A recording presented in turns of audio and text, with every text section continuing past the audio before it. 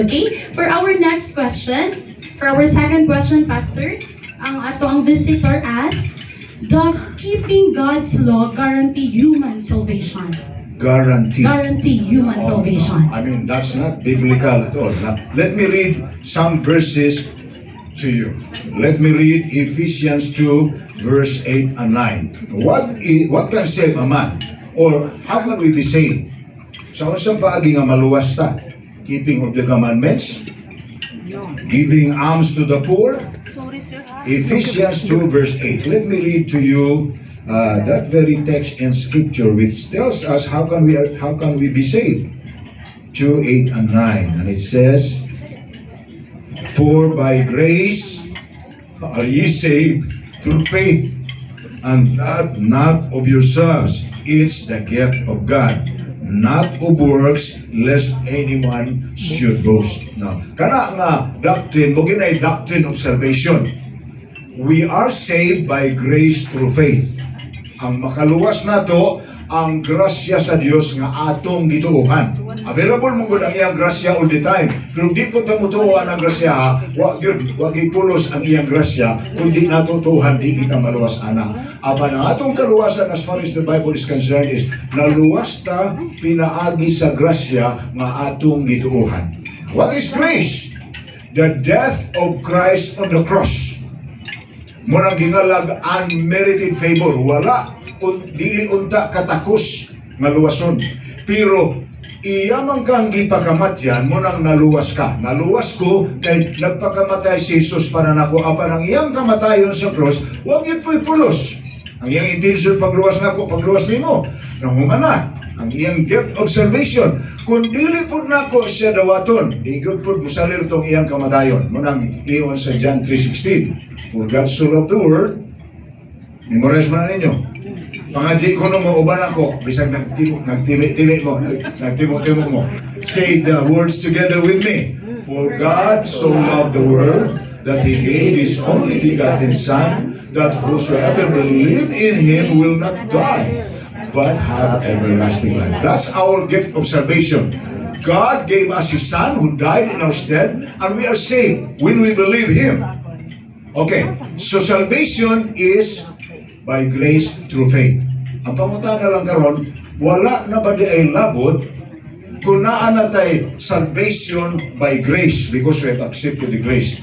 Wa na ditay angay pang kabalakan. Di na ta angayan mo keep sa iyang commandments, di na ta mo usa pa diha sayo pud na pagtuoha. Manuman, naamong pud sa Bible gihapon. James chapter 2 verse 14 to 17. Let me read that to you. James chapter 2. Paminawan ninyo na giingon ni James sa chapter 2.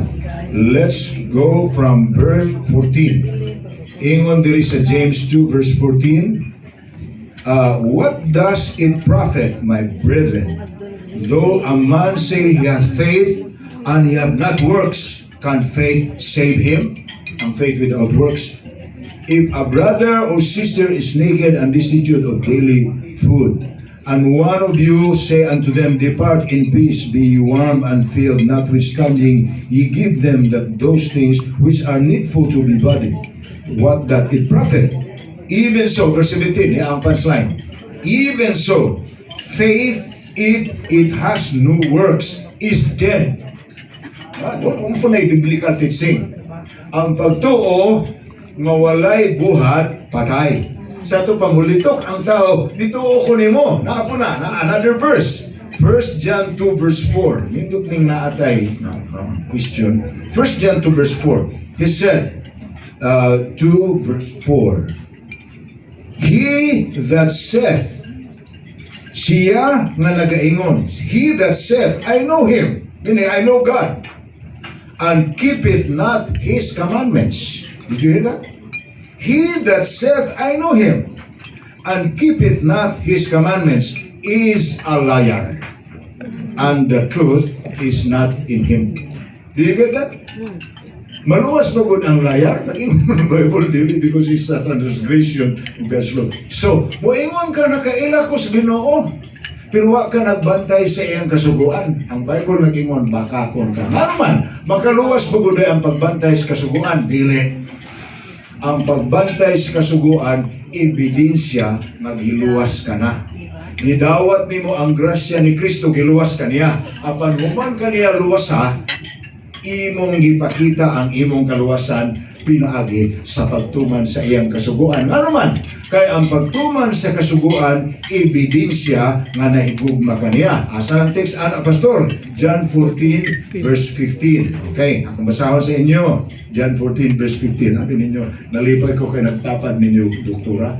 Because the other night, my eyeglass, which I used for reading, was lost.